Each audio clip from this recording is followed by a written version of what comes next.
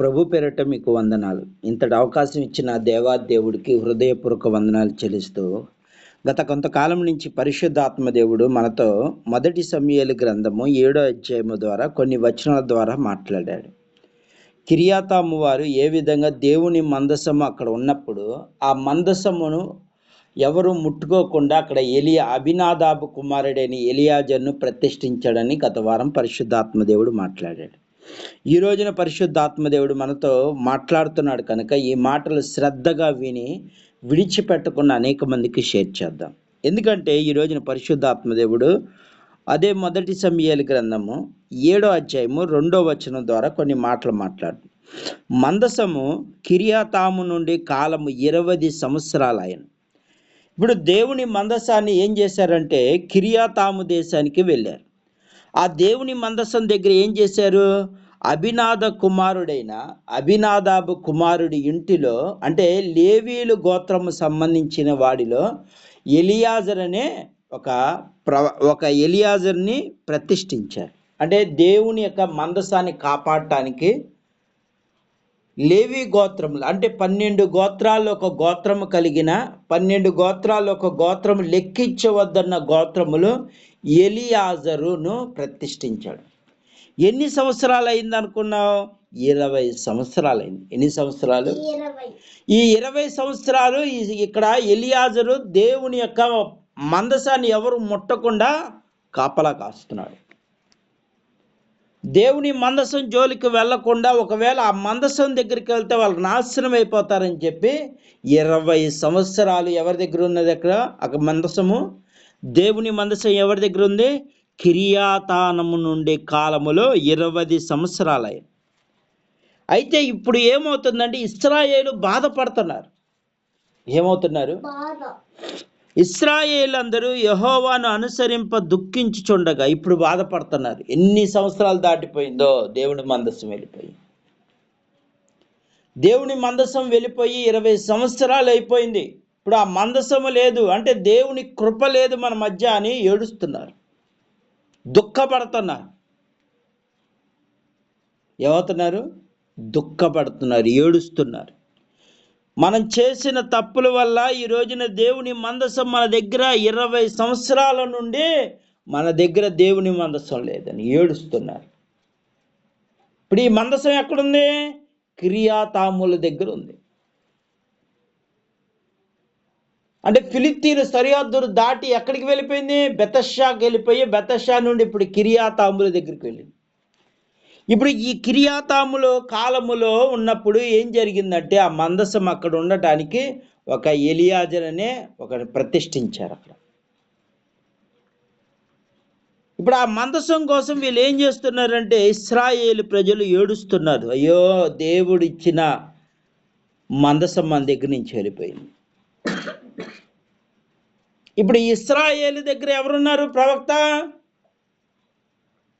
కిర్యాతాములేమో ఎలియాజరు ఉన్నాడు. ఇప్పుడు ఇశ్రాయేల్ దగ్గర ప్రవక్త ఎవరున్నారంటే సమూయేలు ఉన్నాడు. ఇప్పుడు మళ్ళీ సమూయేలు కనపడుతున్నాడు.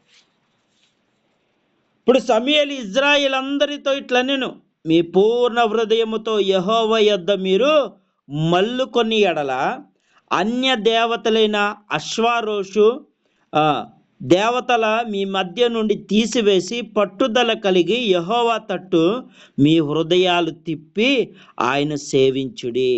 సేవకుడు ఏమంటున్నాడు? ఈ సమూయేలు అంటున్నాడు, ఇకనైనా మనం చేసిన తప్పులు విడిచిపెట్టమంటున్నాడు. ఏం చేశారు వీళ్ళు ఏం చేస్తున్నారు? సమూయేలు ఇశ్రాయేలుతో ఇట్లా, నేను మీ పూర్ణ హృదయముతో యెహోవా యొద్ద మీరు మల్లుకోండి. ఇక మీ హృదయంలో దేవునికి చోటు ఇవ్వండి. అన్య దేవతలను, అష్టారోతు దేవతలను మీ మధ్య నుండి తీసివేసి, అంటే వీళ్ళు ఏం చేశారు? ఒక పక్క దేవుణ్ణి ఆరాధిస్తున్నారు, ఇంకో పక్క 2 పడవల మీద కాలేశారు వీళ్ళు. అందుకే దేవుడు వెళ్ళిపోయాడు. ఎందుకు వెళ్ళిపోయాడు? ఈ రాత్రి కాల సమయంలో పరిశుద్ధాత్మ దేవుడు నీతోనే చెప్తున్నాడు, నువ్వు 2 పడవల మీద కాలు వేస్తే దేవుడు ఉండడు. ఉంటే అటైనా ఉండు, లేదా ఇటైనా ఉండు. నువ్వు వెచ్చని జీవితం చల్లగానే ఉండు, వెచ్చగా ఉండు. నువ్వు వెచ్చని జీవితం జీవించద్దు. ఇప్పుడు వీళ్ళేం చేస్తున్నారు? ఒక పక్క దేవుడు అంటున్నారు, ఇంకొక పక్క ఏం చేస్తున్నారు? అష్టారోతు దేవతలను పూజిస్తున్నారు. 2 పడవల మీద కాలేస్తారు కాబట్టి దేవుడు కోపం రగిలి అక్కడి నుండి వెళ్ళిపోయాడు. ఇప్పుడు బాధపడుతున్నారు. ఇప్పుడు బాధపడుతుంటే ఇక్కడ సమూయేలు ఏమంటున్నాడు? సేవకుడు ఏమంటున్నాడు?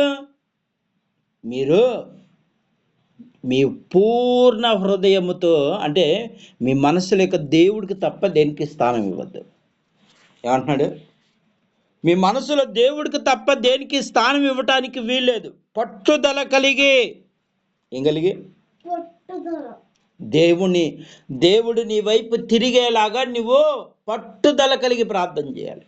ఏం చేయాలి? ఇప్పుడు పట్టుదల కలిగి ప్రార్థన చేయాలి. నీ హృదయం దేవుడి వైపు తిరిగేంత వరకు అయా నీ బ్రతిమిలాడుకోవాలి. నువ్వు నేను చేసిన తప్పులే, నేను చేసిన పాపాలే, నన్ను క్షమించు దేవా, నా వైపు తిరుగు ప్రభువా, నన్ను కాపాడు ప్రభువా అని ఇప్పుడు నువ్వేం చేయాలి? బ్రతిమిలాడుకోవాలి, పట్టుదల కలిగి ఉండాలి. అందుకే వాక్యంలో ఒక మాట రాయబడి ఉంటుంది. ఎక్కడైనా దేవుడు యేసుప్రభు వారు ఒక మాట చెప్తారు, మీరు పాపము ఒప్పుకొని విడిచిపెట్టిన ఎడల ఆయన కనికరం మీ మీదకి వస్తుంది. ముందు వీళ్ళు ఏం చేశారు? పాపము చేస్తున్నారు, అంటే పాపాన్ని చేస్తున్నారు కానీ విడిచిపెట్టలేదు. ఏం చేశారు? విడిచిపెట్టలేదు. దేవుడు అబద్ధం ఆడొద్దన్నాడు కానీ వీళ్ళు ఏం చేస్తున్నారు? అబద్ధాలు ఆడటం మానలేదు. అబద్ధాలు ఆడటం మానలేదు.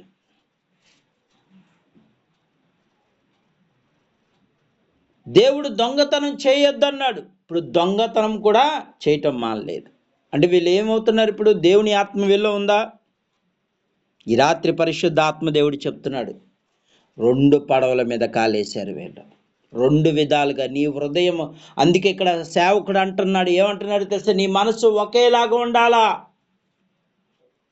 నీ మనసులో దేవుడికి పూర్ణ హృదయముతో, మామూలు హృదయంతో కాదు, మనస్ఫూర్తిగా దేవుణ్ణి నీ హృదయాల్లోకి ఆహ్వానించు. అందుకే యేసుప్రభు వారు ఒక మాట ఏమని అంటారంటే, నేను హృదయం అనే తలుపు తట్టుచున్నాను, నువ్వు తీయట్లేదు అంటున్నాడు. లోకంలో ఉన్న వాటినన్నిటినీ హృదయంలో ఉంచుకుంటున్నావు కానీ దేవుడికి చోటు ఇవ్వట్లేదు. దేవుడు చేసే మంచి పనులకు చోటు ఇవ్వట్లేదు. నువ్వు నీలోకి దేవుడు వస్తేనే కదా నీలో మంచి జరిగేది. అందుకే ఈ రాత్రి ఎవరెవరైతే 2 పడవల మీద కాలేస్తున్నారో వాళ్ళకి దేవుడు సూటిగా చెప్తున్న మాట ఏంటంటే, ఉంటే ఒకే విధంగా జీవించు. ఇప్పుడు వీళ్ళు ఏం చేశారు? ఇశ్రాయేలు ప్రజలు మీ పూర్ణ హృదయముతోను యెహోవా యొద్దకు మీరు మల్లుకొని ఎడల, మీరు దేవుని మనస్ఫూర్తిగా అడిగి అన్య దేవతలను, అష్టారోతు దేవతలు మీ మధ్య తీసివేసి ఏం చేయాలి? మీరు వేటినైతే ఆరాధిస్తున్నారో, వేటినైతే నీ హృదయంలో ఉంచుకుంటున్నారో వాటిని తీసేయాలన్నాడు. తీసేయాలంటే నోటి మాటలతో తీసేయటం కాదు. అర్థమవుతుందా? పరిశుద్ధ మందిరానికి వెళ్ళి వాక్యం వింటున్న ప్రతి మానవుడు ఈ రోజున ఏమవుతున్నాడంటే, దేవుడు చెప్పని వాటిని చేస్తున్నాడు. కానీ సేవకుడు ఇక్కడ ఏం చేస్తున్నాడు? ఖండిస్తున్నాడు. ఇక్కడ సమూయేలు అనే సేవకుడు ఏం చేస్తున్నాడు? ఖండిస్తున్నాడు. వద్దు, ఆ పనులు చేయొద్దు. ఇప్పుడు ఈ సేవకుడు సమూయేలు ఏ విధంగా అయితే ఖండిస్తున్నాడు, ఈ రోజున ఎవరైతే ఇలాంటి పరిస్థితుల్లో ఉన్నప్పుడు ఏ సేవకుడైతే ఖండిస్తున్నాడు, అంటే గద్దిస్తున్నాడు, నువ్వు సరి చేసుకోవడం మంచిది. నీ మందిరంలో దైవజనుల ముఖ కాంతిలోంచి దేవుడు మాట్లాడుతున్నప్పుడు సరి చేసుకోవడం మంచిది. ఇప్పుడు ఏమవుతున్నారు? ఇశ్రాయేలు ప్రజలు ఏడుస్తున్నారు. 20 సంవత్సరాలు అయిపోయిందంట. ఎన్ని సంవత్సరాలు అయిపోయింది దేవుని మందసం వెళ్ళిపోయి? 20 సంవత్సరాలు వెళ్ళిపోయింది. ఇప్పుడు దేవుని మందసం ఉన్నంత వరకు ఇశ్రాయేలు ప్రజలకు సర్వ సమృద్ధి ఉండేది. దేవుని మందసం ఉన్నంత వరకు వర్షాలు కురవబడేది, చక్కని పంటలు వచ్చినాయి. దేవుని మందసం ఉన్నప్పుడు ఏ గొడవలు వచ్చినా సరే విజయం వచ్చేది. కానీ ఇప్పుడు ఏమి లేదంటే సమాధానం లేదు, శాంతి లేదు. ఎందుకు? దేవుని యొక్క మందసం అక్కడ లేదు. అంటే దేవుని యొక్క కృప అక్కడ లేదు. అందుకే ఇప్పుడు ఏడుస్తున్నారు. ఇప్పుడు ఏం వచ్చింది? వీళ్ళకే కష్టం వచ్చింది. అయ్యో, దేవుని మందసం మా దగ్గర నుంచి వెళ్ళిపోయిందని ఇప్పుడు ఏడుస్తున్నారు. చేతులు కాలిపోయిన తర్వాత ఏం పట్టుకున్న ప్రయోజనం ఏముంటుంది? ఈ రాత్రి అదే జరిగింది వెళ్తాం. అదేదో ముందే చేసి, అందుకే ఇక్కడ సమూయేలు అంటున్నాడు, మీరు విడిచిపెట్టాలి అన్నాడు. ఏమన్నాడు? విడిచిపెట్టాలి. దేవుడికి అసహ్యం ఏవైతే ఉన్నాయో వాటిని విడిచిపెట్టమంటున్నాడు ఈ రాత్రి. నీ తండ్రికి ఏదైతే అసహ్యంగా ఉంటుందో దాన్ని విడిచిపెట్టే. ఈ రాత్రి విడిచిపెట్టే. అబద్ధాలు ఆడుతున్నావా? విడిచిపెట్టు. దొంగతనం చేస్తున్నావా? విడిచిపెట్టు. అన్యాయపు మాటలు మాట్లాడుతున్నావా? విడిచిపెట్టు.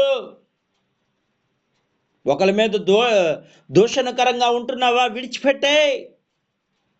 అన్యాయంగా ఎవరినైనా దోచుకుంటున్నావా? ఈ రాత్రి విడిచిపెట్టేసేవాడిని. నువ్వు విడిచిపెడితే ఏం పొందుకుంటావు అంటే దేవుని యొక్క కనికరం నీ మీదకి వస్తుంది. దేవుడి యొక్క దయ నీ మీదకి వస్తుంది. దేవుడి యొక్క కృప నీ మీదకి వస్తుంది. రాత్రి ఎవరైతే వాక్యం వింటున్న ప్రియ దేవుని బిడ్డ, ఒక్కసారి ఆత్మ పరిశీలన చేసుకో. ఇక్కడ ఇశ్రాయేలు ప్రజల పరిస్థితి ఎలా అయిపోయిందంటే ఏడుపే మొదలైపోయింది వాళ్ళకి. ఒకప్పుడు ఆనందంగా సంతోషంగా ఉండేవాళ్ళు దేవుని మందసం ఉన్నప్పుడు. ఏమైనా కష్టాలు వచ్చినా బాధలు వచ్చినా దేవుని మందసం దగ్గరికి వెళ్ళి ప్రాయశ్చిత్తం చేసుకునేవాళ్ళు. కానీ ఇప్పుడు ఏమైపోయిందంటే భయంకరమైన పరిస్థితి ఏర్పడిపోయింది. 20 సంవత్సరాలు దేవుడు దూరం అయిపోయాడు. ఇప్పుడు వీళ్ళకి ఏమవుతుంది? దుఃఖమే మిగిలింది తప్ప ఆనందం లేదు. ఏం మిగిలింది? దుఃఖం. అందుకే ఈ రాత్రి ఏమంటున్నాడు తెలుసా? సమూయేలు ఒక్కటే మాట అంటున్నాడు, ఆ పట్టుదలతో యెహోవా తట్టు మీ హృదయము తిప్పి ఆయన సేవించుడి, అప్పుడు ఆయన ఫిలిష్తీయుల చేతుల నుండి మిమ్మల్ని విడిపించును. ఏం జరిగింది? ఫిలిష్తీయులు మీ మీదకు రాకుండా ఆయన విడిపిస్తాడు. ఇప్పుడు మళ్ళీ వీళ్ళ పూర్ణ స్థితి అంతా ఏమైపోయింది? ఇప్పుడు ఫిలిష్తీయుల చేతులకు వెళ్ళిపోయారు. వీళ్ళు కష్టాల్లోకి వెళ్ళిపోయారు. ఈరోజు నువ్వు దేవుని విడిచిపెట్టే సాతాను నిన్ను పట్టుకొని లాక్కెళ్ళిపోతాడు. ఈ ఫిలిష్తీయులు ఎవరంటే సాతాను సమూహము. వీళ్ళు ఈరోజున దేవుని పిల్లలు ఇలా విడిచిపెట్టట్లేదు కాబట్టి ఏమైపోతున్నారంటే సాతాను చేతిలో చిక్కుపోతున్నారు. వ్యసనాలకు బానిస అయిపోతున్నారు. అనుకుంటాడు, ప్రతి తాగుబోతే ఏమనుకుంటాడంటే నేను మారాలనుకుంటాడు, కానీ మారలేడు. ఎందుకంటే పట్టేశాడు సాతాను, సంఖ్యలతో బంధించేశాడు. నేను వ్యభిచారం చేయకూడదంటాడు, కానీ సాతాను పట్టేశాడు, చేస్తాడు. దొంగతనం చేయొద్దనుకుంటాడు, ప్రతి మనిషి అనుకుంటాడు నేను చేయకూడదు అంటానే మళ్ళీ దాంట్లోకి వెళ్ళిపోతున్నాడు. ఎందుకు వెళ్ళిపోతున్నాడు? కారణం ఏంటో తెలుసా? నీవు సాతాను చేతిలో ఉన్నావు. నీ ఆత్మ సాతాను చేతిలో చిక్కుపోయింది. అందుకే ఈ రాత్రి దేవుడు చెప్తున్నాడు, ప్రియ దేవుని బిడ్డ, ఒక్కసారి ఆత్మ పరిశీలన చేసుకో. ఈ రోజున దేవుడు నీతోనే మాట్లాడుతున్నాడు. ప్రియ దేవుని బిడ్డ, ఒక్కసారి ఆత్మ పరిశీలన చేసుకో. దేవుడు నీతోనే సూటిగా మాట్లాడుతున్నాడు కనుక ఆత్మ పరిశీలన చేసుకో. నీవు ఎవరి చేతిలో ఉన్నావు? ఈ రాత్రి పరిశీలించుకో. దేవుని చేతిలో ఉంటే నువ్వు పాప పనులు చేయవు. దేవుని చేతిలో లేవు కాబట్టి ఈ రోజున భయంకరమైన పరిస్థితిలో ఉన్నావు. సాతాను బంధకాల్లో చిక్కిపోయావు. అందుకే ఈ రాత్రి దేవుడు నీతోనే మాట్లాడుతున్నాడు. ప్రియ దేవుని బిడ్డ, ఒక్కసారి ఆలోచన చేయండి. నువ్వు ఎవరి చేతిలో ఉన్నావు? విడిచిపెట్టాయి. కుక్క తన వాంతికి ఏ విధంగా అయితే కక్కిన దాన్ని కూటికి మళ్ళీ తింటే ఎలా అసహ్యంగా ఉంటుందో ఈరోజు నువ్వు చూస్తూ ఉంటే దేవుడు చూస్తున్నాడంటే నువ్వు చేసే పనులు బట్టి ఆయన కూడా అసహించుకుంటున్నాడు. అందుకే ఆయన ఉగ్రత నీ మీదకి వస్తుంది. ఈ రాత్రి దేవుడు చెప్తున్న మాటలు ఒక్కసారి పరిశీలించుకో. విడిచిపెట్టే. దేవుడు చెప్తున్నాడు, విడిచిపెట్టే. పట్టుదల కలిగి ప్రార్థన చేయి. నాయనా, ఇన్నాళ్ళు నేను పాపం చేశాను, ఇన్నాళ్ళు నీ మాట వినలేదు కనుక ఈరోజు నా కుటుంబం శ్రమల పాలైపోయింది, నిందల పాలైపోయింది. ఈ రోజున నాకెవరు సహాయం చేసే వాళ్ళు లేరు ప్రభువా అని ఈ రాత్రి నువ్వు కన్నీటితో దేవుని పాదాలు కడుగు. పట్టుదల కలిగి చేయి ప్రార్థన. నీ కుటుంబం ఎలాంటి పరిస్థితి ఉందో నీ కళ్ళ ముందు కనపడుతున్నా మౌనంగా ఎలా ఉంటున్నావు? సాతాను చేతిలో చిక్కుపోయాడు. మన ఇంట్లో సాధారణంగా ఒక దోమ వస్తేనే అది కొడుతుందనే భయముతో దానికి ఏదో విధంగా పోగొట్టుకోవాలని ప్రయత్నం చేస్తాం. మన జీవితాన్నే పాడు చేసే భయంకరమైన క్రిములు మనలో ఉన్నాయి. ఆ క్రిములే సాతాను క్రియలు. మార్చుకోండి ఈ రాత్రి. మనిషిని ప్రాణంతో సహా నాశనం చేసేస్తున్నాడు ఈ రోజున. మనిషి అన్నవాడు ఎలా క్రూర మృగాలుగా తయారైపోతున్నాడు. కేవలం దేవునికి చోటు ఇవ్వకపోవటం ద్వారా, లోకానికి నీ హృదయంలో చోటు ఇవ్వటం ద్వారా ఈ రోజున దేవునికి నువ్వు దూరం అయిపోతున్నావు. కనుక ఈ రాత్రి దేవుడు చెప్తున్నాడు, ప్రియ దేవుని బిడ్డ, తిప్పుకోండి. దేవుని వైపు నీ మనసు పూర్ణ హృదయముతో తిప్పుకో. ఈ రాత్రి పశ్చాత్తాపడు. దేవా నన్ను క్షమించాయా, మేము నీ వైపు తిరగాల, నీ మాట వినాలి. ఇక్కడ నుండి సాతాను మాట మేము వినటానికి వీల్లేదు. యోబుకేసిన కంచి మాకు వెయ్యి దేవా అని ఈ రాత్రి నువ్వు అడిగితే నా దేవుడు చేయటానికి సమర్థుడు. కనుక ఈ రాత్రి నువ్వు అడుగయ్యా. ఎవరైతే ఏ పరిస్థితిలో ఉన్నారో అడగండి అయ్యా. ఈ రాత్రి దేవుణ్ణి అడగండి. ఈ రాత్రి పశ్చాత్తాపడండి. దేవుడి కనికరం నీ కుటుంబం మీదకు వచ్చును గాక. ఆమేన్.